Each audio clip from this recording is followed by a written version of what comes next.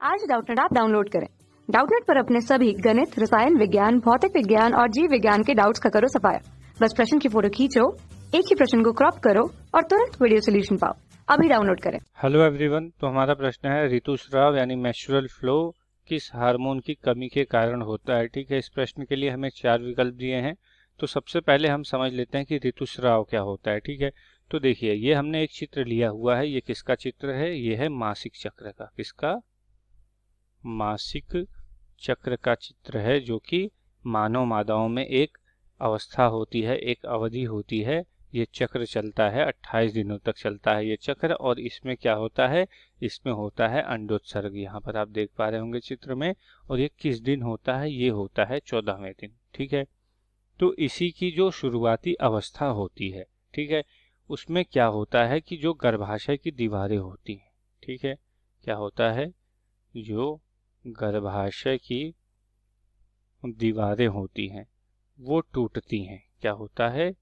टूटती हैं और योनि मार्ग द्वारा, ठीक है, योनि मार्ग द्वारा उनका स्राव होता है। ठीक है, क्या होता है? स्राव होता है। और ये जो दीवारें होती हैं इनमें कुछ ब्लड कैपिलरीज भी होती हैं, रक्त कोशिकाएं भी होती हैं, जिसकी वजह से हम इसको क्या बोलते हैं? रक्तस्राव बोलते हैं, क्योंकि रक्त स्रावित होता है, रक्तस्राव, या फिर हम इसको ऋतुस्राव बोल देते हैं। क्या बोल देते हैं? ऋतुस्राव। ठीक है, ये होता है पहले से लेकर तीसरे चौथे दिन तक। ठीक है, शुरुआती दिनों में। यहाँ पर आप चित्र में देखिए, यहाँ पर इस अवस्था को 1 2 3 4 4 दिन तक, 3 दिन तक जो ये स्राव होता है इसी को ऋतुस्राव कहते हैं। ठीक है, और इसमें क्या होता है कि कौन से हार्मोन की कमी के कारण अगर होता है, तो यहाँ पर देखिए हमें कई हार्मोन इस चित्र में दिख रहे होंगे। शुरुआत से देखते हैं। ये पहला हार्मोन है, देखिए LH। LH का स्तर जब बढ़ता है, ठीक है, तो होता है अंडोत्सर्ग, जो कि 14वें दिन। ठीक है, और जो FSH होता है इसके साथ, इसका भी स्तर उस दिन बढ़ा होता है। ठीक है, आगे देखते हैं नीचे, तो देखिए यहाँ पर ऊपर की तरफ आपको दिख रहा होगा एस्ट्रोजन हार्मोन। तो एस्ट्रोजन का स्तर अगर हम यहाँ से देखें शुरुआत से, तो शुरुआत से ये बढ़ता हुआ और 14वें दिन के पास जो है ये काफी बढ़ा हुआ होता है। फिर क्या होता है? फिर एकदम से घट जाता है और फिर बढ़ने लगता है, इस प्रकार से।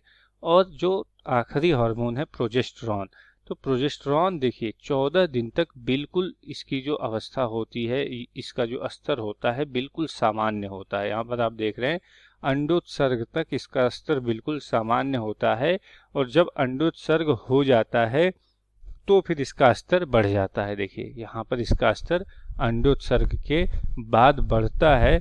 और इसी के कारण ये देख रहे हैं आप, जो दीवारें हैं गर्भाशय की, इनका भी निर्माण इसी हार्मोन के द्वारा होता है। और फिर क्या होता है? फिर ये दीवारें जब टूटती हैं तो उस समय यहाँ पर आप देखिए प्रोजेस्टेरॉन का स्तर क्या होता है?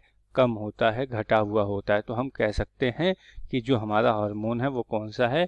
प्रोजेस्टेरॉन। प्रोजेस्टेरॉन की कमी से ही ऋतुस्राव होता है, क्योंकि गर्भाशय की दीवारें टूटती हैं। ठीक है, तो पहला विकल्प हमारा प्रोजेस्टेरॉन है, सही हो जाएगा। दूसरा FSH है, गलत हो जाएगा। तीसरा ऑक्सीटोसिन, ये भी गलत हो जाएगा। और चौथा विकल्प है वैसोप्रेसिन, ये भी गलत हो जाएगा। धन्यवाद। कक्षा 6 से 12वीं से लेकर नीट, IIT, JEE वो एडवांस के लेवल तक 1 करोड़ से ज्यादा छात्रों का भरोसा। आज ही डाउनलोड करें डाउटनेट ऐप या व्हाट्सएप करें अपने सारे डाउट्स 8400 400 400 पर।